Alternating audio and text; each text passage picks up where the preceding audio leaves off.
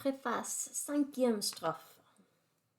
Ainsi qu'un débauché pauvre qui baise et mange le sein martyrisé d'une antique catin, nous volons au passage un plaisir clandestin que nous pressons bien fort comme une vieille orange.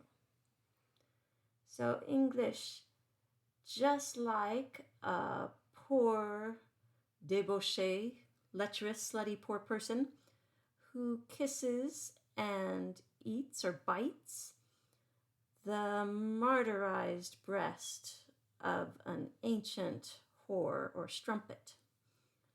We steal along the way a clandestine pleasure, secret pleasure, which we squeeze pretty hard like an old orange. So some vocabulary notes first. Voler is probably the main verb in this sentence. First conjugation verb, it can mean to fly or to steal. Two very different meanings. This is clearly to steal, since we have a direct object of the verb. We steal pleasure. Bien, here on the last line, is a multi-purpose kind of word that you'll see and hear very often. It can be a noun, it can be le bien as opposed to le mal, good or evil.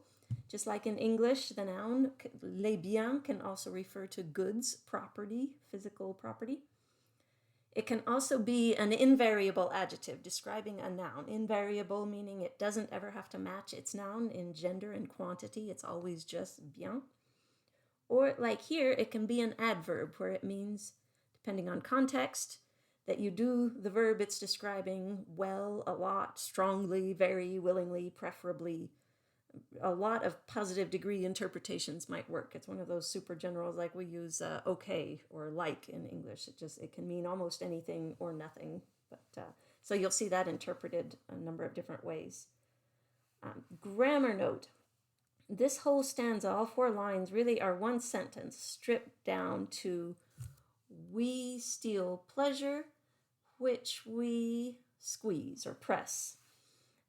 The first 2 lines are really all one big, long adverbial phrase, one very specific adverbial phrase to describe how we squeeze.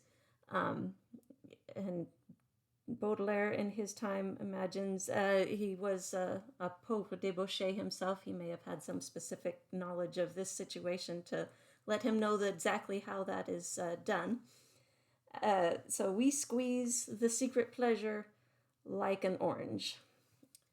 Fun fact, in French as in English, the word orange meant the fruit before it meant the color. So before Europeans started eating oranges, the color they came in was just called yellowish red. But that's got nothing to do with the poem.